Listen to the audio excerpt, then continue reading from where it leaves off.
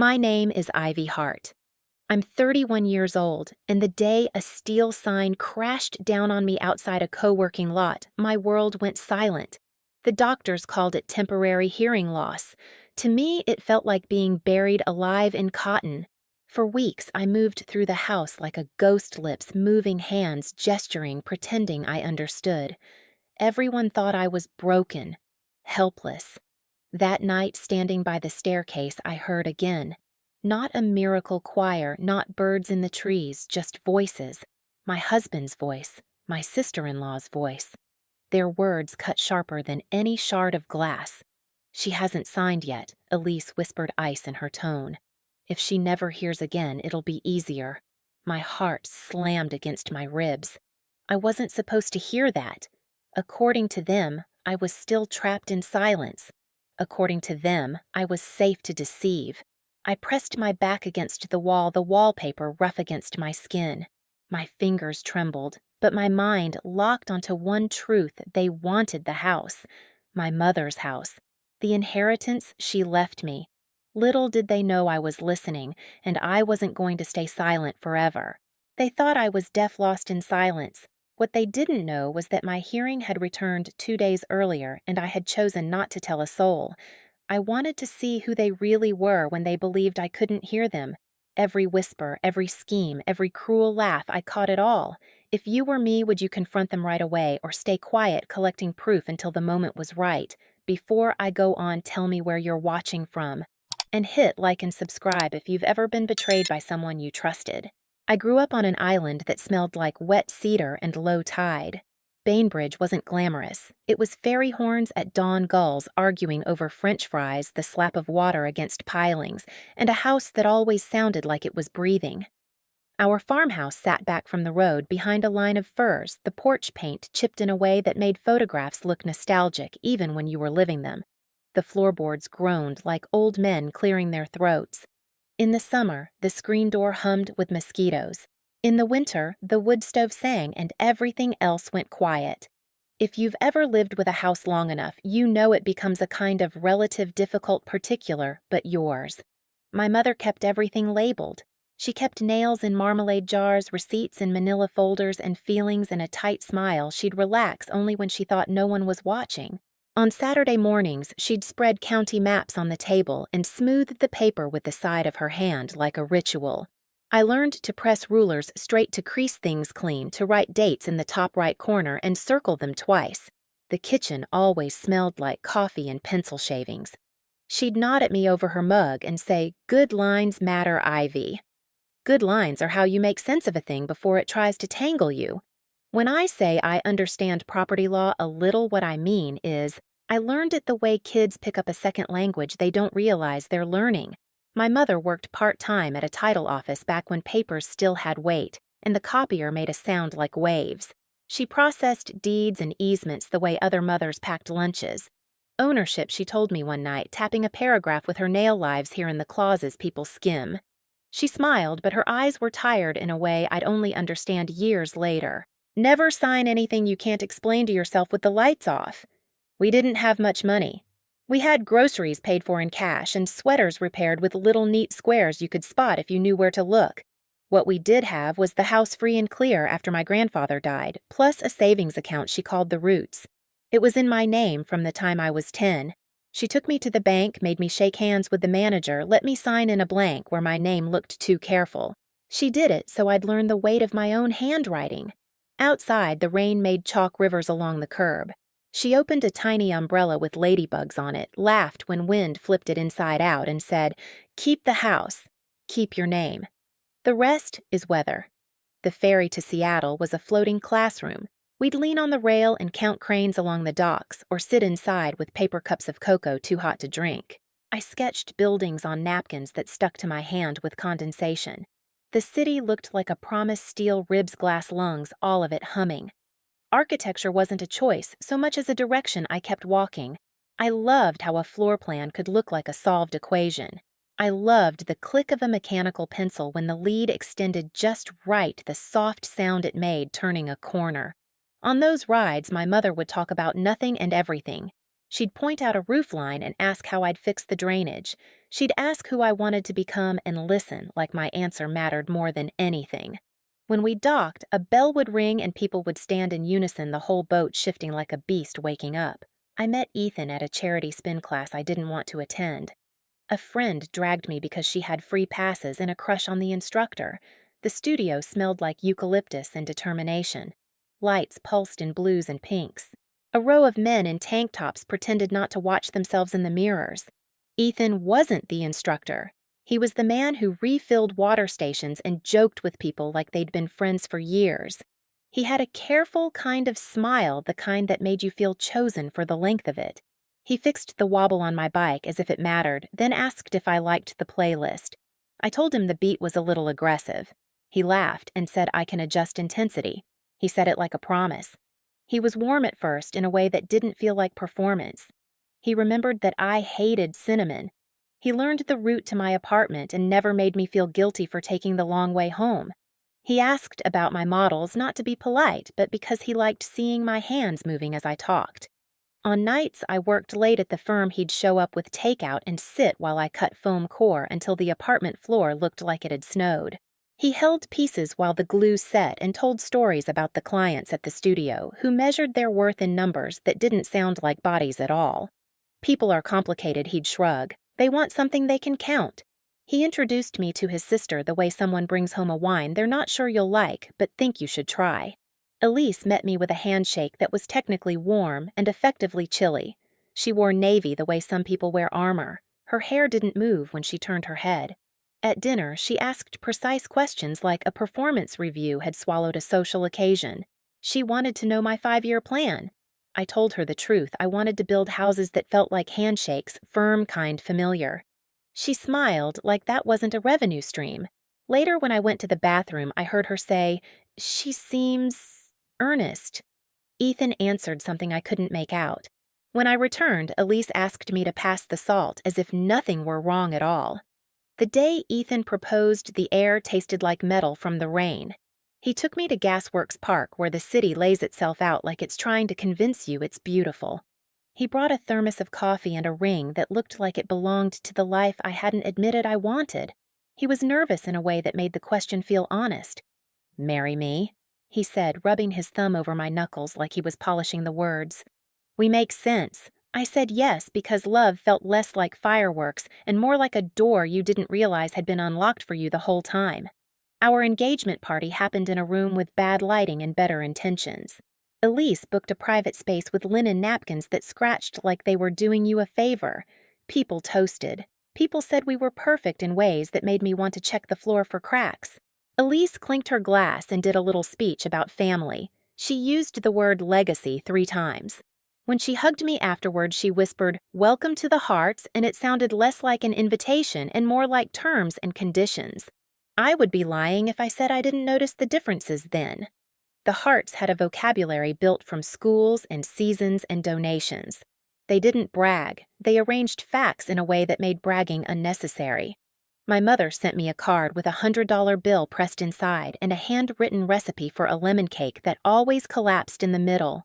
I cried in the bathroom and told myself it was because I was happy. The truth was bigger than that and harder to name. We found a narrow townhouse in Capitol Hill with staircases that turned sharply like the house wanted to keep secrets between floors. It had an old window in the bedroom that let in more streetlight than it should. We painted the smallest room a color that looked like the inside of a salt shaker. Ethan called it cloud. I called it almost. We learned each other's morning sounds. The kettle, the shower, the way he cleared his throat before saying something he hoped I'd agree with. We joked about starting a jar for every time he said optimization. We were careful with money in the way couples are when they're trying to be grown-ups about it. He said the studio was expanding. He said opportunity always looks like risk if you stare at it too long. My mother died on a Tuesday, which is a mean day to do something so permanent. Cancer. The word still tastes like rust. She called me the night before to ask if I had enough firewood on the island and whether I was eating anything green. She spoke like she had an infinite supply of evenings left. Her will was straightforward in the way she'd taught me to be. The house came to me along with a letter that wasn't formal at all. She wrote it on lined paper pulled from a notebook that still smelled a little like cardboard. "You will be tempted to trade certainty for comfort," it said in her slanted hand. "Don't. Keep the house. Keep your signature yours. The rest is weather." I read that letter in the living room with the kettle clicking cool behind me. The air felt thin around my ribs. Ethan held me like he meant it. He made tea and couldn't find the honey and kept opening the same cupboard as if it might accept a new answer if he was polite enough. He said the right things. He plans when he's scared. That's something I should have loved about him, and I did for a while. He wanted to talk about maintenance schedules and ferry costs and property taxes. I wanted to sit with memory until it settled somewhere that didn't feel like drowning. On the island after the funeral, I walked the porch and the floorboards talked back. I could still hear my mother moving through the kitchen, drying a glass, the little tap of her ring against the rim. I lay on the old porch swing and let it complain under my weight. On the ceiling, the paint peeled in shapes that looked like countries. I put my hand on the railing and felt splinters catch my skin like a reminder to pay attention. The neighbor's dog barked at a deer, and then nothing moved for a long time. The house didn't require me to be brave. It just required me to be there. Elise came to the island a week later with paper lilies in a vase that smelled like glue. She stood in the doorway without stepping in and said, "This is sweet." She pronounced sweet like it meant small. She asked if I had a plan for optimizing the asset. I said I was grieving. She widened her eyes like I'd made a joke she didn't get. "Of course," she said. "Just time-sensitive choices have a way of making themselves." When she placed the vase on the counter, she wiped her fingers on a tissue like the house had left a residue on her. I didn't know it then, but the signatures I kept safe in a folder with my mother's letter would become the exact signatures someone would try to take. I didn't know that the house that breathed like a person would need me to defend it like one. If you've ever stood in a room and felt its history press lightly against your shoulder, you know how a place can ask you not to go. I didn't realize how quickly silence could move in after grief. After the funeral, after people carried away plates of food and folded chairs after the ferry pulled out with the last well-wishers, the quiet set in like fog. Ethan stayed on the island for a few days, then said the studio needed him back. I told him I was fine alone. I wasn't, but I wanted to believe it. The house had a way of making solitude look like strength. At night, though, when the pipes ticked and the trees scraped the siding, it felt less like strength and more like abandonment. We returned to the townhouse in Seattle, and that's when the first cracks widened. Ethan busied himself with expansion's strategic partnerships, words that sounded borrowed from Elise's vocabulary. He came home late, sometimes smelling like someone else's cologne, sometimes with receipts for dinners that had more zeros than we should have been spending. I asked questions. He smiled, kissed my forehead, told me I worried too much. It was the same smile that once meant comfort. Now it meant don't look too closely. Elise inserted herself more boldly after my mother's death. She'd text Ethan at odd hours, and he'd tilt his phone away when I walked in. When I asked, he said she was just helping with financial planning.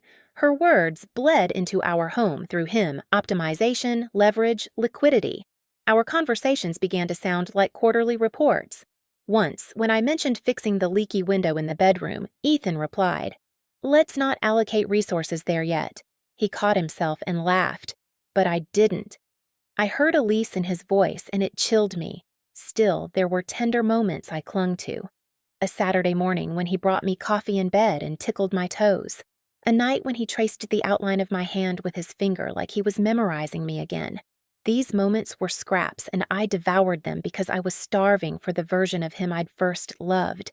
It's embarrassing how little it takes to keep hope alive when you don't want to face the alternative. The accident happened on a gray afternoon rain, hanging heavy in the air without falling. I had stayed late at a co-working space reviewing plans for a modest community center. I remember walking across the parking lot juggling blueprints when a gust of wind shoved a loose steel sign from its bolts. The edge caught me above the ear, and everything snapped into blur. I woke under fluorescent lights, the room swimming in antiseptic smell. A nurse leaned over me, lips moving. No sound. Nothing. The silence was so absolute it roared. They called it temporary sensorineural hearing loss. They said recovery could take days, weeks, maybe never. Ethan sat by my bed, holding my hand, mouthing words slowly, eyes wide like he was promising the universe he'd never let go. He scribbled, "I love you" on a sticky note and pressed it into my palm. I cried both because I believed him and because I didn't know how to live in a world where language had been stripped away overnight. At home, the world rearranged itself. He downloaded an app that transcribed his voice to text, at least at first. He used sticky notes on the fridge, brief sentences that felt like lifelines. But within weeks, the notes stopped appearing. The app gathered digital dust. He'd talk with his back turned, and when I tapped his shoulder, he'd sigh a sound I couldn't hear but could feel in the slump of his shoulders. The man who once traced my hand now tapped impatiently at the counter while I tried to read his lips. Elise visited more often, bearing pastries I couldn't taste properly and questions I couldn't answer fast enough. She spoke too quickly, her lips a blur. When I shook my head, she'd smile with pity sharpened into something cruel. "It must be exhausting for you," she said once, eyes sliding toward Ethan. "For both of you." She pretended to mean well, but her glance made it clear she was weighing me like an asset losing value. I kept a notebook. At first, it was to practice lip-reading scribbling phrases I thought I saw, but it became something else, an archive of the small betrayals that added up. Wednesday, Ethan on phone, laughing. Couldn't hear words but face alive. Friday, Elise mentioned timeline when she thought I wasn't watching. Monday, Ethan left phone face down again, messages from E. I recorded it all, not knowing yet why only that I had to. One night, I caught a look between them across the dinner table. Elise had dropped by just to check in. She poured herself wine without asking, leaned back, asked Ethan about next steps. He nodded, glancing at me, then quickly looked away. My stomach twisted. I couldn't catch every word, but I read enough sign estate account. Words that belonged to my mother, not to them. I smiled tightly, excused myself, and shut the bedroom door with hands shaking. Have you ever sat in a room knowing people outside it are planning your erasure? That's what it felt like my life was a document and they were redlining it, removing what mattered most. I pressed my notebook open, underlined the word sign until the paper nearly tore. My mother's warning echoed, "Never sign anything you can't explain to yourself with the lights off." I wasn't ready to face them. Not yet. But I knew for the first time that something rotten was moving under our roof. Ethan's tenderness thinned out further. His touches grew absent-minded, his smile polite. He began leaving earlier, returning later. He'd murmur something to Elise in the hallway when they thought I couldn't read it. My heart kept breaking in increments so small they almost passed unnoticed. I told myself he was stressed, pressured by the studio, by debt, by responsibility. But deep down, I knew. I just wasn't brave enough to name it. The last straw came weeks after the accident. Elise came over in a red coat that glared against our beige walls. She sat across from me, legs crossed, coffee steaming in her hand. She turned her head slightly away and muttered, lips curling, "She's just furniture now." I read it as clearly as if it were etched into stone. My chest hollowed. I kept my face, still refused her the satisfaction of reaction. Ethan walked in minutes later and she beamed at him, voice turning honey-sweet. I wondered if he noticed the switch. I wondered if he cared. That night I lay awake, staring at the ceiling, counting the shadows of passing cars. The silence pressed on me like a weight heavier than the accident, heavier than grief. But somewhere in that suffocating quiet, a thought sparked. Maybe silence wasn't weakness. Maybe it could be a weapon. I didn't know yet how. But I wrote it down in my notebook, underlined it twice. A seed planted in the dark. I didn't know it then, but the seed would grow into the plan that changed everything. The same plan that would force me to play deaf even after sound returned. The same plan that would bring us to the office of a notary with documents Elise thought she controlled and evidence she never saw coming. The weeks blurred into a rhythm of half-truths and staged kindness. Ethan kissed my forehead when he left for work, but his eyes slid away too quickly. Elise stopped knocking before entering, drifting through our townhouse like it already belonged to her.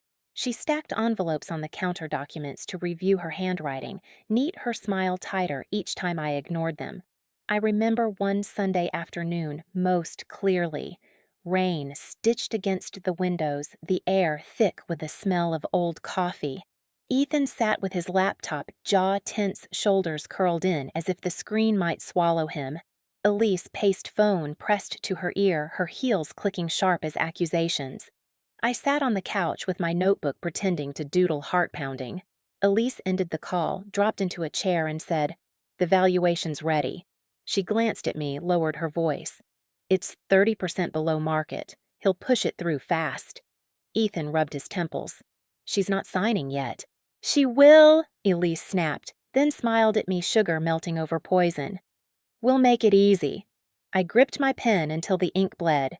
Easy. That word stung worse than anything. Easy meant taking what was mine because they believed I couldn't stop them. Easy meant erasing my mother's voice, her letter, her warning. I wanted to scream. Instead, I lowered my gaze, wrote in the margin, "They think I'm easy. Prove them wrong." It was around then that Serena reappeared. Serena Vale, the ex who once called me plain in a cocktail dress I'd spent 2 paychecks on. I saw her name on Ethan's phone, half-hidden, scrolled quickly past. Later that week, she posted a photo of a latte at a cafe 2 blocks from our house. My stomach tightened. Coincidence, maybe, but her caption, "Some secrets taste sweeter," made bile rise in my throat. I watched Ethan that night across the dinner table. He chewed, slowly, glanced at his phone. Twice, smiled faintly at something unseen. I stabbed a piece of broccoli and pretended not to notice. My mind twisted in loops. Was it her? Was it Elise feeding me another illusion I didn't know? I only knew the walls felt closer, the silence heavier. I began visiting the Bainbridge house more often. The ferry became my confession booth. Standing on the deck, I let the wind slap my face, carrying whispers I couldn't say aloud. On the island, the air smelled of pine needles and damp soil. Inside the house, I'd sit at the dining table with my mother's letter unfolded in front of me. Her handwriting slanted but steady. "Don't trade certainty for comfort. Keep the house. Keep your name." I traced each word with my finger until the paper grew soft. One evening, Naomi Brooks, my neighbor, knocked on the farmhouse door. She carried soup in a chipped mug and a smile that felt unpolished real. Naomi was a part-time interpreter, someone I'd hired once during a community meeting years before. She signed hello, slowly, carefully, her fingers deliberate so I could follow. Relief washed over me. For the first time in weeks, I felt seen, not just pitied. We sat on the porch swing, soup steaming between us. I scribbled in my notebook, "They're planning something." Naomi frowned, signed back, "Be careful." Her hands moved like wings. She didn't ask for details. She didn't push. She just sat with me in the creaking silence, the kind of silence that doesn't suffocate. When she left, the swing kept swaying, and I realized how rare it was to feel safe with anyone anymore. Back in Seattle, Ethan's detachment grew sharper. One night, I woke to find him gone from bed. I padded to the living room and saw him on the couch phone, close to his face, whispering. His smile glowed in the dim light, free and unguarded. I caught fragments from his lips she doesn't know. I missed this. My chest hollowed. He noticed me in the doorway, froze, then forced a different smile. "Work stuff," he mouthed. I nodded, turned back to the bedroom, but inside, something cracked. Elise's cruelty sharpened too. She arrived one morning with croissants butter-rich and heavy in a box. She set them on the counter, looked me dead in the eye, and said, "If I were you, I'd be ashamed." Her voice dripped contempt, but her lips formed each word slowly, deliberately, as if daring me to read them. I did, and I smiled back, refusing to flinch. That night, I wrote in my notebook a shamed no, waiting. The storm inside me built until it found its breaking point. It happened on a Tuesday evening. Elise and Ethan shut themselves in the study door, nearly closed. I pressed my ear against the wood, though I couldn't hear, not yet. Then I could. The muffled edges of sound seeped through faint but real. My hearing had begun to return. Their voices sharpened each word, landing like a blade. "She'll sign if we corner her before the next doctor's visit," Elise hissed. "And if she doesn't?" Ethan asked. "Then we find another way. But the clock is ticking." I staggered back, heart pounding so hard I thought it might echo through the walls. They didn't know. They thought I was still deaf, still helpless. But I heard them. For the first time in weeks, the silence had broken, and with it, the illusion I'd been clinging to. I didn't burst in. I didn't shout. I returned to the bedroom, sat on the edge of the bed, and let the truth settle like lead in my lungs. My mother's words repeated in my head, "Never sign anything you can't explain to yourself with the lights off." I realized then I didn't just need to protect the house. I needed to protect myself. From that moment, everything changed. I made a choice they would never know I could hear again. Not yet. I would collect every whisper, every scheme, every careless word they spoke in my silence. And when the time was right, I would use their own voices against them. I wrote it in bold letters across the last page of my notebook, Play Deaf. Gather proof. Strike when ready. The seed planted weeks ago had grown into a plan, and in that plan, silence wasn't weakness anymore.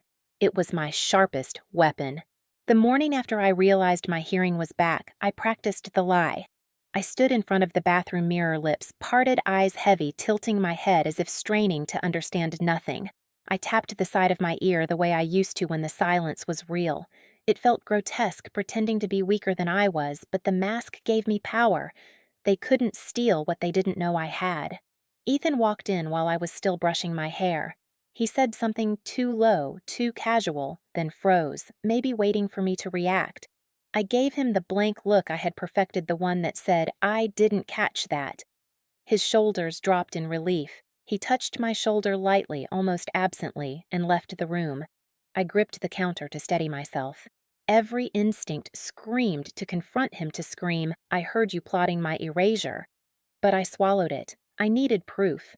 The proof came in pieces, jagged and bloody, each one cutting me a little more. One evening, I sat curled on the staircase, the wood cold through my thin pajamas.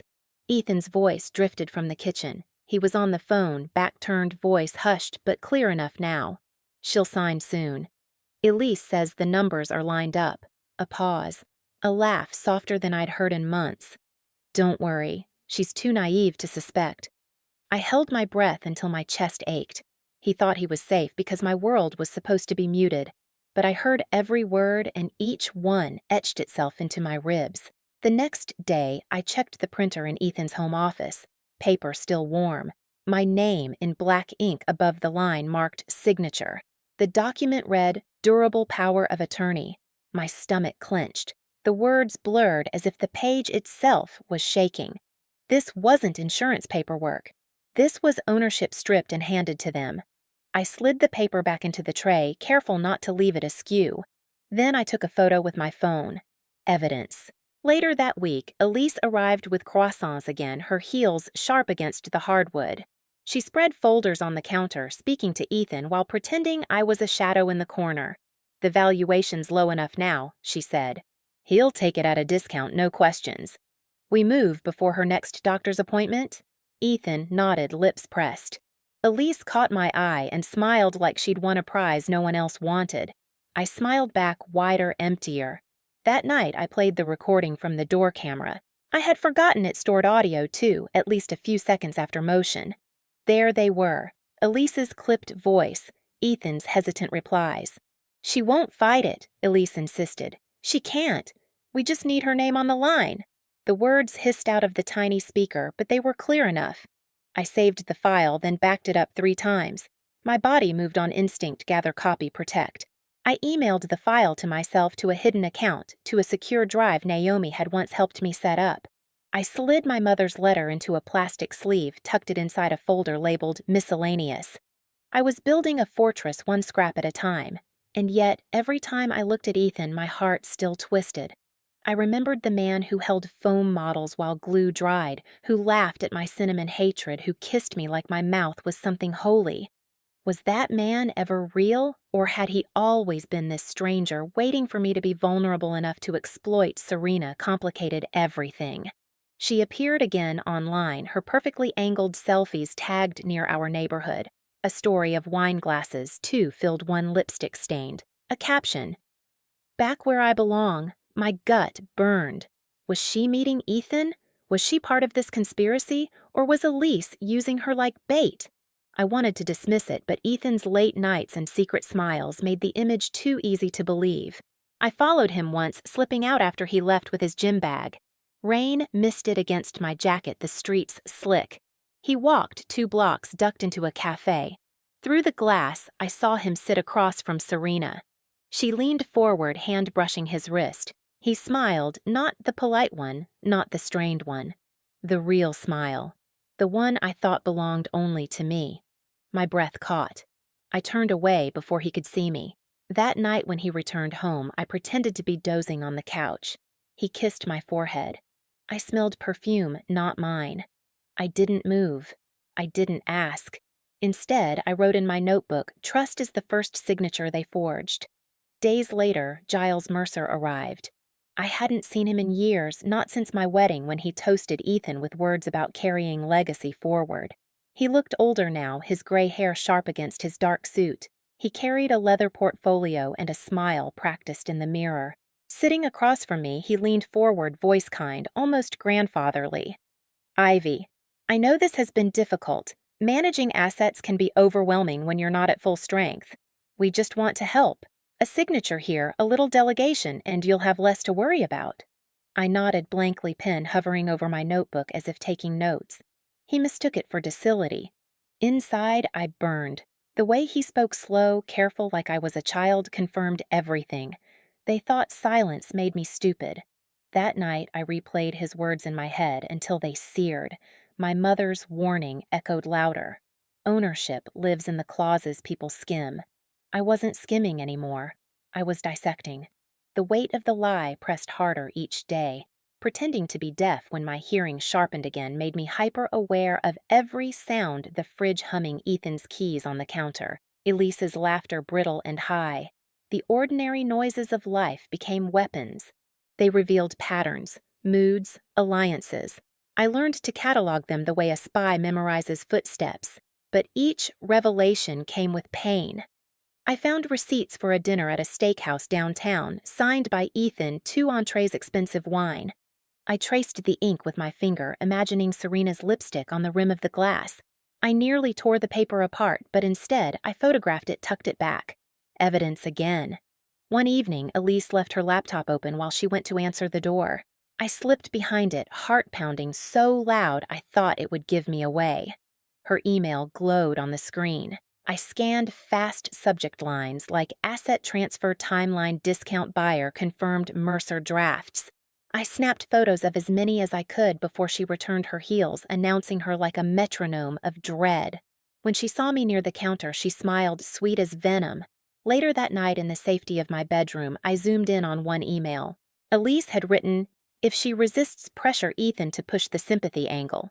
Doctors say recovery is unlikely. We use that." My stomach turned. She wasn't just planning theft. She was weaponizing my body, my condition, my grief. I curled on the bed, clutching my mother's letter, whispering aloud for the first time since my hearing returned, "I hear you, Mom." I hear them too. It wasn't enough to just collect evidence. I needed allies. But who could I trust when even my husband's smile had turned counterfeit? Naomi came to mind. The neighbor who'd brought soup, who signed slowly so I could follow. I knocked on her door the next day, notebook in hand. She let me in without questions, her apartment warm with the smell of tea and old books. I wrote quickly, "They're trying to steal the house. Need help. Keep secret, I can hear again." Her eyes widened, but she didn't gasp. Instead, she signed carefully, "We fight." I exhaled, relief flooding through me. I wasn't alone anymore. That night, I sat in bed, Ethan's steady breathing beside me. Elise's perfume still lingering in the air from her visit. I stared at the ceiling, every nerve on fire, and whispered into the dark. They think I'm furniture. They think I'm easy. They think I'm deaf. They're wrong, and for the first time, I believed it. The day Dr. Ruiz called me back in for a checkup, I almost canceled. Walking into her office meant the risk of someone leaking the truth to Ethan or Elise, but I needed her on record. I needed a time-stamped witness that my hearing had returned. The exam room smelled faintly of alcohol wipes and paper gowns. Dr. Ruiz tapped her pen against the clipboard, asked me to repeat words at different volumes. Pineapple. Tuesday. Remember. I answered each one clearly. Her eyebrows arched, then softened into a smile. You've regained your hearing, Ivy. That's wonderful news. I swallowed hard, holding her gaze. Please don't tell my husband yet. Not anyone. I have my reasons. She hesitated, then nodded. It's your information to share. I'll note it in your chart today. Proof. Medical proof. I felt the weight of it like armor settling on my shoulders. Back at home, I slipped silently into the routine of a deaf woman. I let Ethan repeat himself twice, acted confused when Elise rattled off instructions, feigned frustration when Giles explained documents I pretended not to understand. Behind the act, I listened harder than ever. One stormy evening, the printer betrayed them again. Paper jammed mid-page, leaving half a document exposed. I tugged it free, heart-hammering. It was a property transfer agreement Elise's company's name, listed as broker. My name printed neatly at the bottom beside an empty line. Above it, Ethan's shaky signature. My throat closed. He had already signed his half selling what was never his to sell. I slid the paper back into the tray just as Ethan walked in hair damp from the rain. He glanced at me, then at the printer, suspicion flickering across his face. Paper jam, he mouthed. I smiled, shrugged, tapped my ear, pretended I hadn't understood. He relaxed. That smile again, the counterfeit one. I wanted to spit. Later, I met Naomi at the diner near the ferry dock. The place buzzed with low conversation fry oil thick in the air. We slid into a booth near the back. I pushed photos across the table, the POA, drafted the transfer agreement, the receipts. Her hands trembled as she signed. This is bigger than I thought. I wrote, I need a lawyer, someone who won't flinch. She nodded. The next day, she slipped me a card with the name Alexis Monroe. Ruthless reputation. Exactly what I needed. Meeting Alexis felt like stepping onto a different battlefield. Her office was sleek, all glass and chrome, the kind of place that dared you to lie. She studied me across her desk, eyes sharp. So they think you're deaf, she said after I explained, and they've already drafted paperwork to strip you of your estate. I nodded. I want to stop them, but I need to do it clean, legal, unbreakable. She leaned back, smirk tugging at her mouth. Good. You've already done the hard part, collecting evidence without tipping them off. We'll build a case. But you'll have to keep playing along until they show their full hand. Can you handle that? I looked her dead in the eye. They think I'm weak. I can handle anything. Alexis outlined the plan record, gather financials, catch them in an overt attempt. She'd freeze any fraudulent transfers file, civil claims, maybe even criminal if Elise and Giles overstepped. But timing was everything. One wrong move and they'd lawyer up first. The next test came sooner than I expected. Serena. She cornered me outside the grocery store, her perfume cloying, her smile sharp. Ivy, she said, voice lilting. You look better than I expected. I stared at her lips, reading them like text scrolling across a screen. Ethan's been so stressed. You can't blame him for needing a distraction. She laughed, light and cruel. Some secrets taste sweeter. I gripped my shopping bag until the plastic dug into my palm. If she was Elise's pawn, she was doing a good job. But days later, Serena posted a cryptic video online, tears in her eyes, words half-formed about manipulation, money owed being used. I recorded it instantly, a thread unraveling. Then came Malik Ford, the private investigator Alexis recommended. He was blunt professional, smelled faintly of leather and cigarette smoke. Within a week, he handed over a report Elise's company had brokered multiple shady transfers, before always under Giles's supervision, always targeting vulnerable family members. Elise got richer. Giles collected success fees. Victims stayed silent, shamed by their own gullibility. When I read the report, my stomach turned. This wasn't just about me. It was a pattern, a business model built on betrayal. At night, I lay awake next to Ethan, pretending to dream while his breathing rattled steady. My mind flicked through every piece of evidence like cards in a deck. Printer documents, door camera recordings, Dr. Ruiz's chart note, Serena's confession video, Malik's report. My notebook thick with observations, each one a blade, together a weapon. But my heart still betrayed me. One night, Ethan brushed my hair back, whispered something soft. His breath tickled my ear. I miss the old you. I wanted to scream.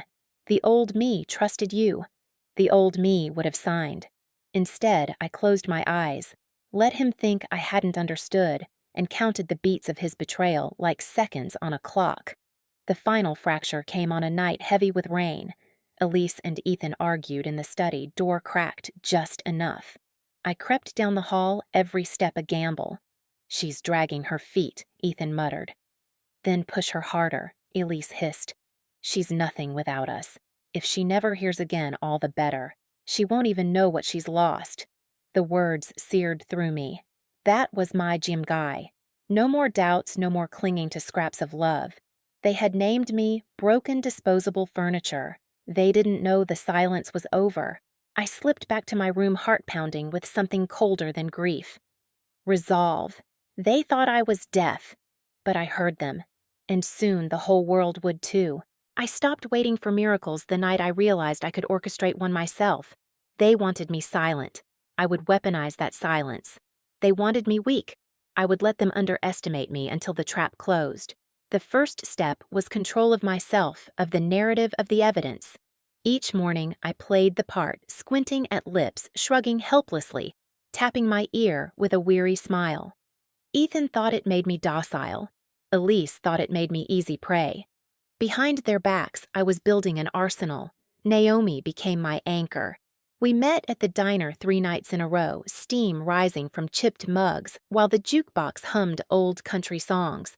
I slid photos across the table drafts of the POA Elise's emails receipts Ethan didn't know I'd seen. Naomi's hands moved quick, signing with urgency. This is enough to scare them, not enough to bury them. You need the kill shot. The kill shot.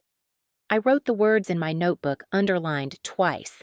She introduced me formally to Alexis Monroe, who didn't waste time on sympathy.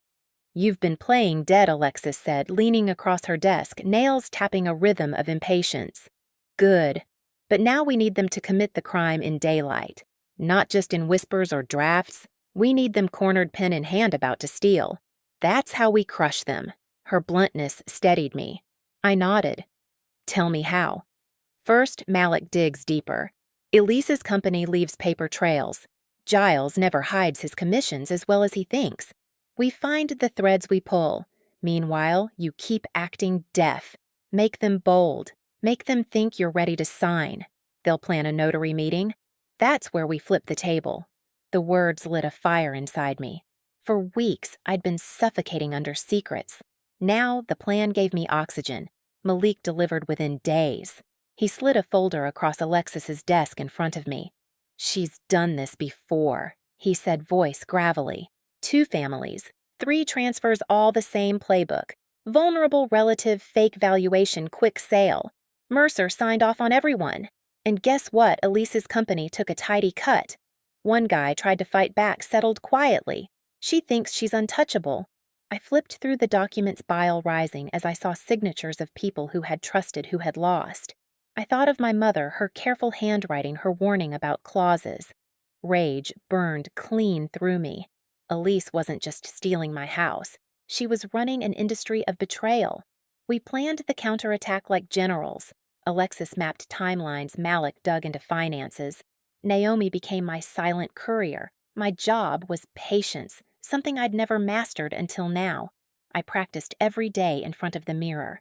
Blank eyes, delayed responses, tilted head. I perfected the art of looking helpless. At night, though, when the mask slipped, I changed into something else entirely. I wore black, sleek, and minimal, walked the creaking floors of Bainbridge like a soldier preparing for war. I read my mother's letter out loud, my voice low but steady. Keep your name. The rest is weather. It became my mantra. Ethan grew more careless the longer I played my role. One morning, he left his phone on the counter while he showered. Notifications lit up messages from E. My chest tightened, expecting Serena. But no, Elise. Line after line. We need her signature before quarter end. Giles says the buyer won't wait. Don't get soft now. I photographed every screen before the phone locked. Later, I stared at the images, the truth carving into me. Not just a betrayal of love, but partnership in theft. My husband and his sister conspiring her words, pulsing across a screen he carried everywhere like a lifeline. That night, he leaned close to me, in bed, brushed hair from my face, whispered, "You'll feel better once it's all handled." He thought I hadn't heard. I nearly choked on my own fury. The closer the walls pressed, the sharper I became. Serena reached out next, unexpected, shaky. She found me outside the courthouse of all places, cornered me with a look that wasn't smug this time. Her eyes rimmed red. I didn't want to. Elise said she'd ruin me if I didn't play along. Her words tumbled like stones. She paid me to distract Ethan, to make you jealous, to hurry you into signing. But I swear nothing happened. He he never touched me. I searched her face.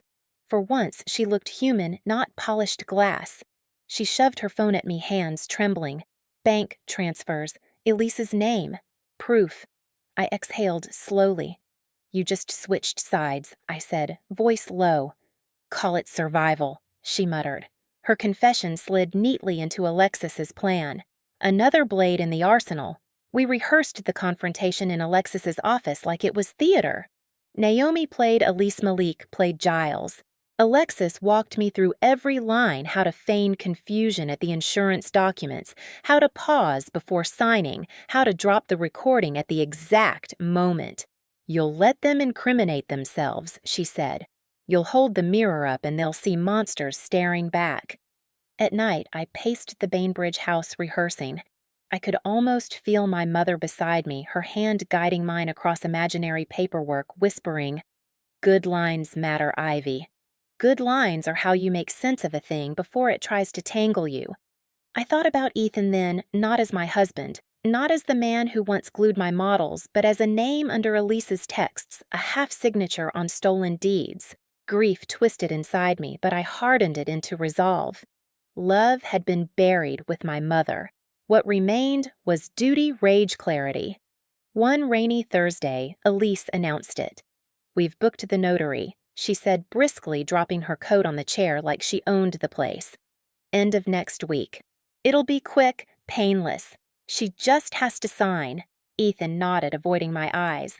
I tilted my head, blinked pretended confusion. Elise smiled with triumph. They thought victory was within reach. That night, I wrote in my notebook, stage set. Curtain soon. For the first time since the accident, I slept soundly. The air inside the notary's office smelled of toner and dust, like time itself had been Xeroxed too many times. A wall clock ticked in slow, deliberate strokes. I sat at the long oak table pen, resting between my fingers, body still as stone. On my right, Ethan offered a reassuring smile he hadn't worn in months. On my left, Elise adjusted her blazer, spreading papers with the precision of a surgeon laying out scalpels. "Just standard insurance updates," she said smoothly, her voice pitched for the notary's ears. "Nothing complicated." The notary, a thin man with glasses smudged at the corners, nodded politely. His stamp sat on the table like a gavel waiting to fall. Giles Mercer hovered near the end of the table. His leather briefcase unzipped a counselor who pretended impartiality while circling like a vulture. His cologne lingered expensive and sour. Naomi sat behind me, officially assisting as my interpreter. Her eyes flicked to mine, once steady grounding me. Across from her, Alexis Monroe stacked her own folder, neatly, lips curved into the faintest of smiles. She said nothing yet. She was the blade waiting in its sheath. Elise slid the top document toward me. The paper rasped against the wood, louder than it should have been. My name glared back from the page. Line after line of legalese ending in a single blank space, begging for ink. "Sign here," Elise said, tapping the line with a manicured nail. I tilted my head, blinking slowly, playing the part. Naomi signed to me in careful gestures, translating Elise's lie about insurance coverage. I nodded faintly, feigning trust. My hand hovered above the line. Ethan leaned closer, whispering, "It's okay, Ivy. I'll explain later." I lowered the pen. The room tightened with expectation. Elise's breath hitched, Giles's fingers flexed, Ethan's knee bounced under the table, and then I stopped. I straightened in my chair, met the notary's eyes, and spoke. "This isn't insurance," I said, my voice cutting through the room. "This is a durable power of attorney. Full financial control. My estate. My house. My name." The silence that followed was deafening. Ethan froze, his mouth falling open. Elise's smile cracked like porcelain. Giles blinked, the only sound the faint click of his briefcase snapping shut. The notary looked up, startled. "Is that true?" I turned the page around, pointed to the clause. Section 3. Transfer of all authority regarding property and assets. If I sign this, they own everything my mother left me. Elise's voice sharpened. She doesn't know what she's reading, but Alexis leaned forward, her folder snapping open. Actually, she knows exactly, and so do you. Exhibit A. She slid a printed transcript across the table. Audio recording dated 3 weeks ago, from Ms. Hart's own home security system. You'll hear yourselves discussing how to rush her into signing before her next doctor's appointment. She pressed play on her phone. Elise's voice hissed through the speaker. "She won't fight it. She can't. We just need her name on the line." The notary's eyes widened. Elise lunged forward. "That's inadmissible." Alexis raised a hand. "Not in this context. And there's more." She produced another sheet, Malik's report stamped and signed. Exhibit B. Evidence of fraudulent property valuations coordinated through Elise Hart's financial channels. 30% below market. Buyer affiliated with her own firm. A textbook conflict of interest. Elise's face drained of color. And finally, Alexis said calmly, sliding out a letter in my mother's hand, laminated for protection, Exhibit C. A written testament urging her daughter never to delegate financial authority without cause. It aligns directly with Ivy Hart's intent to preserve her inheritance, and it underscores the bad faith attempt to override her wishes. Giles cleared his throat, but Alexis turned on him like a hawk. "And Giles Mercer. Shall I explain how your success fees appear in 3 prior estate transfers, all using the same template, all under Elise Hart's direction, because my investigator has receipts. Literal ones." The notary pushed his chair back an inch, nervous. I can't authorize this signing. Not under these conditions. I'm suspending the session." I leaned forward, finally letting the mask slip. My voice was steady cold. "For weeks you thought I couldn't hear. You mocked me. You plotted to strip my mother's house out from under me. You called me naive. Furniture. Dead weight. But I heard it all. Every whisper. Every lie. And now so does everyone else." Ethan's face crumpled. "Ivy, please. I didn't want this. Elise. Don't you dare." Elise snapped, whipping toward him. "You were part of this. Every step." Giles muttered something about misunderstanding, but Alexis cut in. "Save it for the judge. You'll both be receiving formal notice within the week. Civil fraud, breach of fiduciary duty, attempted coercion. It won't be pretty." The room crackled with silence again, but this time I owned it. The pen still sat in my hand, hovering above the line. Slowly, deliberately, I set it down, not signed, not tainted. Just laid to rest like a weapon refused. I stood, pushing the chair back with a scrape. Naomi rose with me, her presence like a shield at my back. Alexis gathered the evidence, her heels clicking sharp across the tile. Elise slammed a fist on the table. "You think this ends here? You think you can humiliate me?" I turned, met her eyes, and smiled coldly. "This isn't humiliation. This is exposure. You destroyed yourself. I just turned on the light." For a heartbeat, none of them moved. Then the notary reached for his stamp, sealing the cancellation across the top of Elise's pristine document. The ink bled red across the page like a wound. I walked out without looking back.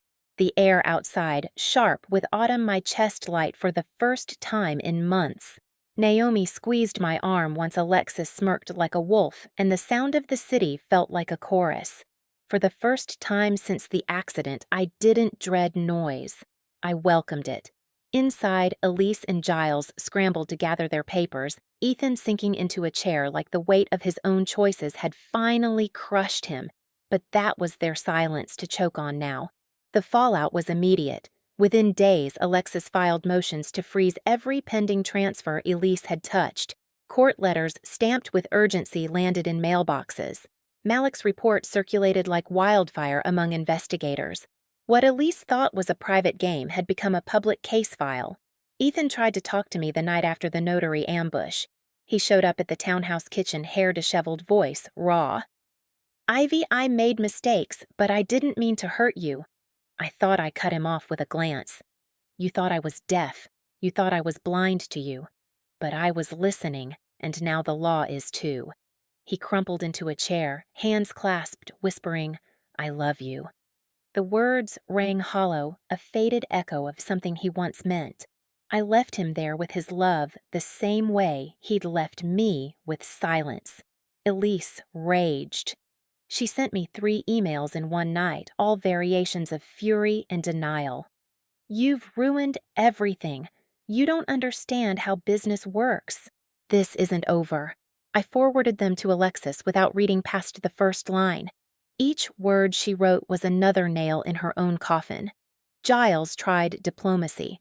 He called my cell, his voice smooth as if nothing had happened. "We can negotiate. We can reach an arrangement without dragging everyone through court." I let the silence stretch, then said calmly, "The arrangement is already made. It's called justice." And I hung up. The house on Bainbridge became my sanctuary again. Naomi ferried over with bags of groceries, and together we cleared cobwebs, scrubbed wood floors, let the windows breathe. One evening, as the sun bled pink across the Sound, we sat on the porch swing with mugs of tea. The swing creaked, the boards groaned, and for once those sounds didn't weigh me down, they lifted me. I pulled out the old wooden box my mother left me. Inside, beneath, folded papers and the lemon cake recipe card was another envelope I hadn't opened. The handwriting was unfamiliar, my late father-in-law's careful formal. My breath caught. Why had my mother tucked this here? I slid the letter out. It was brief, but heavy, a note about trust funds, about Giles Mercer, about debts owed, and favors exchanged. A warning written years ago, sealed away until now. My skin prickled. Elise wasn't just greedy. Giles wasn't just complicit. There was history here, a deeper rot running through the Hart family. I set the letter back carefully, my pulse racing. The battle I'd just fought was only one chapter. Something larger still loomed. That night I lay in the farmhouse bedroom, the ocean air curling through the open window. I thought of Ethan's broken expression, Elise's fury, Giles's slippery words. They had tried to break me by calling me weak, deaf furniture, but I was none of those things. I was my mother's daughter. I was every lesson she had scrawled in ink and pressed into my hands. I whispered into the dark. "You were right, Mom.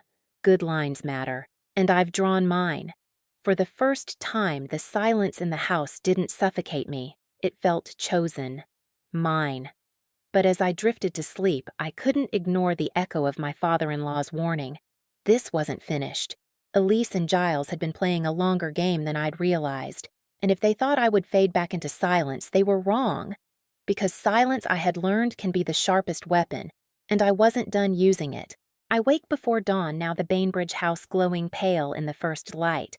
My desk faces the water blueprints, spread across it my own projects again, not theirs. Each line I draw feels like reclaiming breath. Naomi stops by with coffee, Alexis calls with updates, and for the first time I don't feel alone in the fight. This isn't just survival, it's starting over, and I know the story isn't finished. If you've ever felt like the outsider in your own family, subscribe and stay with me, because the silence they gave me, I'm turning it into fire.